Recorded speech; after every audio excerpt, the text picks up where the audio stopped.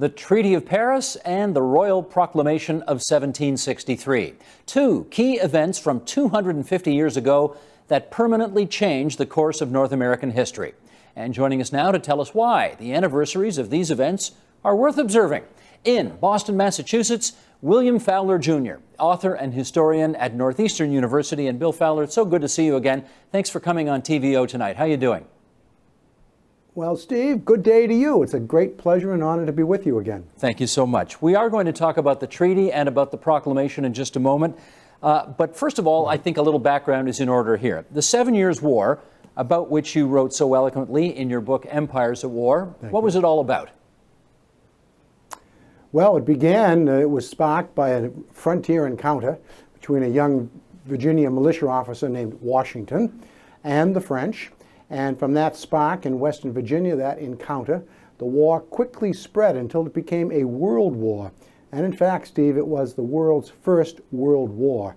It encompassed the entire globe, probably cost the lives of more than 1 million men, caused the change of treaty and territory more than anything in a vast area, vaster than all the Roman Empire, and shaped the world in which we live today. And that George Washington, I gather, did go on to do a few important things in history, did he not? Yes, he had a few things left in his agenda in life. I think so, yes. How did that 7 Years' War end?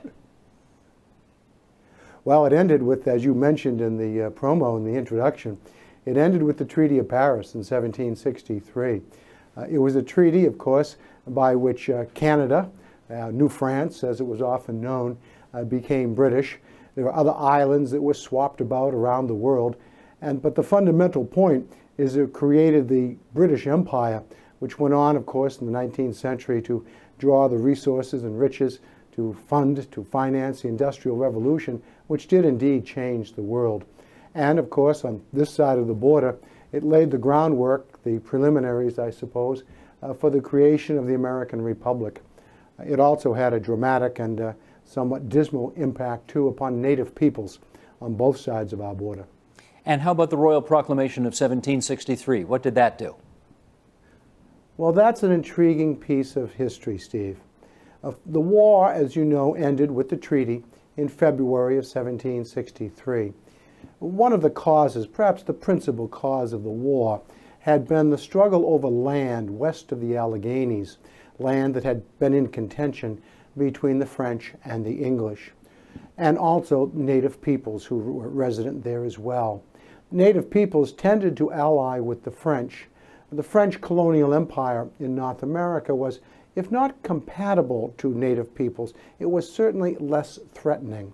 The French were interested in trade, fur primarily, whereas the British were interested in settling, chopping the trees down, and farming.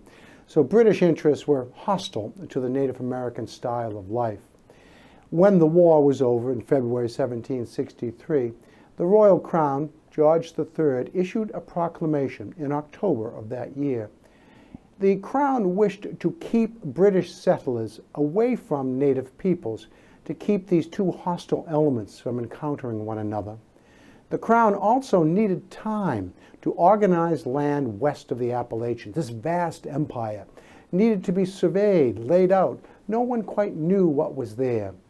So the Proclamation of 1763 was intended as a short-term measure to keep the British settlers advancing westward away from the native peoples and to protect the interests of the native peoples until organization and law could be established. The colonials saw it as a vast, vast betrayal.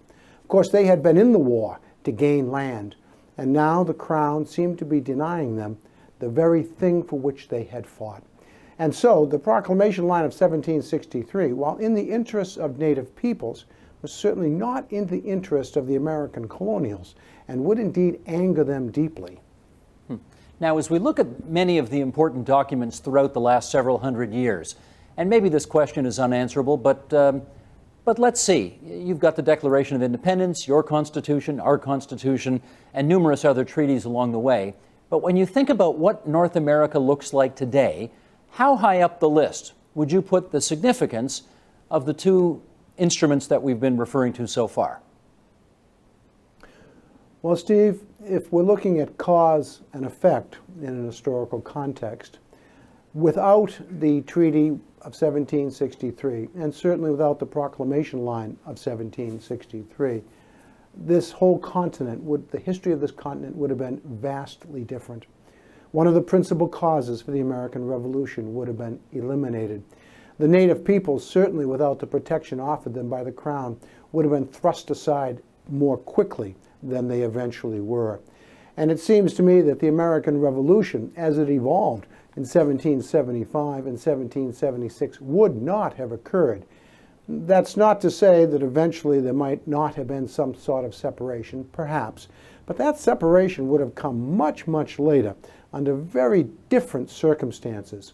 So these two events really did shape the world in which we live and were integral to what happened in the 18th century in the terms of the development both of the United States and certainly of Canada as well.